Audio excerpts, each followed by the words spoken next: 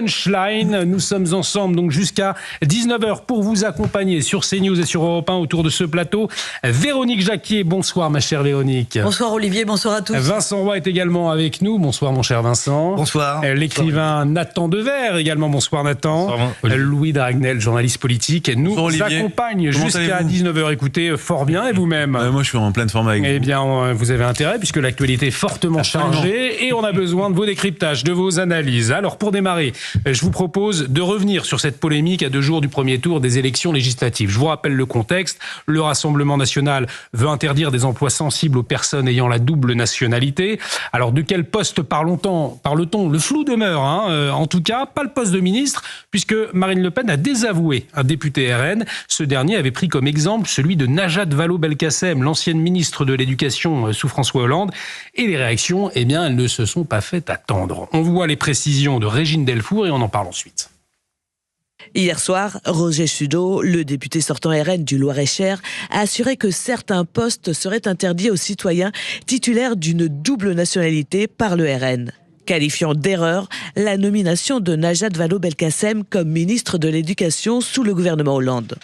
Najat Vallaud-Belkacem, franco-marocaine, qu'a-t-elle fait? Elle a détruit le collège public et surtout elle a voulu instituer au CP des cours d'arabe. Les propos tenus par Roger Chudeau sur la binationalité suscitent l'indignation de la classe politique, notamment dans son propre parti. Marine Le Pen s'est dite offusquée. Je suis un peu estomaquée que notre collègue Chudeau, qui est pourtant inspecteur d'académie, qui a été en cabinet ministériel auprès du Premier ministre François Fillon, puisse exprimer un avis qui est un avis personnel, mais qui est totalement contraire en réalité au projet du Rassemblement national. La principale intéressée a quant à elle interpellé le camp présidentiel. Question simple à l'adresse des candidats Renaissance Emmanuel Macron. Cautionnez-vous cela. Sinon, vous savez ce qu'il vous reste à faire. Vous engagez à chaque fois que vous arriverez 3e à vous désister en faveur du candidat qui respecte les valeurs de la République. Le Premier ministre s'est dit lui aussi scandalisé. Un ministre qui a 2 nationalités a 2 loyautés. Derrière, ça veut dire quoi? Le message qui est envoyé, c'est vous êtes binational, vous n'êtes pas totalement français. À gauche, les condamnations sont aussi unanimes. Condamnation unanime à gauche donc, dans le bloc central, mais aussi au sein du Rassemblement national. On va écouter, Marine Le Pen, justement, qui s'exprimait à ce sujet, et puis on vous écoute ensuite. Je suis un peu estomaqué que notre collègue Chudeau, qui est pourtant inspecteur d'académie, qui a été en cabinet ministériel auprès du Premier ministre François Fillon, puisse exprimer un avis qui est un avis qui lui est personnel, mais qui est totalement contraire en réalité au projet du Rassemblement national. Je pense que Jordan Bardella, qui est le président du parti, ne laissera pas les choses en l'état, car encore une fois, il a été, comme moi, extrêmement mécontent que encore une fois, le projet du Rassemblement national soit ainsi et par ses propos dénaturé. Finalement, Louis Dragnel, est-ce que le Rassemblement national ne s'est pas embourbé en mettant en avant cette question de la binationalité pour les postes stratégiques au sein de cette campagne, puisque on le sait, l'attente des Français, c'est le pouvoir d'achat, la sécurité notamment, la question de la binationalité arrive bien après. Vous posez une bonne question, parce qu'en fait, l'idée initiale, je pense, du Rassemblement national n'était pas idiote. L'idée, c'était d'entériner une situation de fait. C'est-à-dire que dans les faits, toutes les personnes qui travaillent à la DGSI, à la DGSE, dans le premier, même le deuxième cercle du renseignement, font l'objet d'une enquête d'habilitation plus ou moins poussée. Par exemple, tous les collaborateurs même du ministre de l'Intérieur, du ministre des Armées, même d'autres ministères, font l'objet d'enquêtes.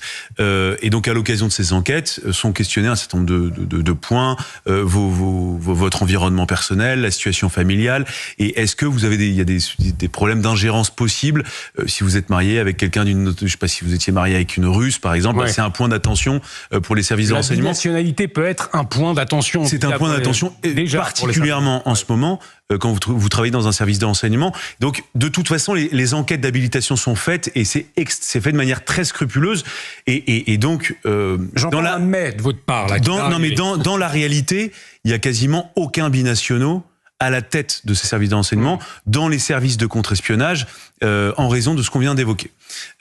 Ensuite, le député RN est allé sur un autre sujet, qui n'est pas du tout la question des postes stratégiques, mais la question des portefeuilles ministériels. Est-ce qu'on peut les confier à des gens qui sont binationaux ? Moi, ce que je pense, c'est que dans l'idéal, si on peut le confier à des Français, tant mieux, c'est plutôt mieux. Enfin, dans tous les pays du monde, on cherche à avoir plutôt des gens de sa nationalité pour conduire l'action de l'État. Ensuite, pour de nombreux portefeuilles ministériels, moi je vois pas d'incompatibilité. Si vous avez quelqu'un qui est talentueux, qui est n'importe quoi franco-britannique pour être ministre des Sports, honnêtement je vois pas le problème. Est-ce que derrière la question, est-ce que vous y voyez du racisme derrière, puisque Emmanuel Macron et également Gabriel Attal aujourd'hui, eux, eh bien c'est ce qu'ils pensent de cette situation. Alors on va les écouter et Nathan Dever, je vous donne la parole ensuite. C'est infamant et ridicule. Mais c'est surtout infamant. Vous savez, il y a les articles de la Constitution, ils ont été rappelés acquis de droit. Il y a aussi notre devise républicaine, liberté, égalité, fraternité. La France s'est construite par des grandes figures. Je rappelle que parmi les premiers, c'est de la République, il y eut des non-français qui ont fait notre République. Notre amour de la liberté, Garibaldi en était et beaucoup d'autres. En arriver là, pouvoir dire cela aujourd'hui, c'est une dissolution des esprits et des consciences. Le Rassemblement national reste un parti qui veut trier nos concitoyens selon leurs origines ou leur race, leur dite race. C'est ça qui est terrible. Regardez ce qu'ils ont dit hier. Un ministre qui a 2 nationalités a 2 loyautés. Derrière, ça veut dire quoi? Le message qui est envoyé, c'est vous êtes binational, vous n'êtes pas totalement français. Voilà pour Gabriel Attal et Emmanuel Macron, donc qui s'exprimaient et qui voient tous les deux donc du racisme désinhibé dans cette question de la binationalité. Vincent Roy. Mais il est encore complètement à côté de la plaque, Emmanuel Macron. Ces arguments ne tiennent pas. Ce sont les étrangers qui ont fait la France maintenant. Alors, il y a encore peu de temps, il n'y avait pas de culture française. Maintenant, ce sont les étrangers qui ont fait la France. Enfin, il ne sait plus comment. Il ne sait plus par quel bout prendre le problème.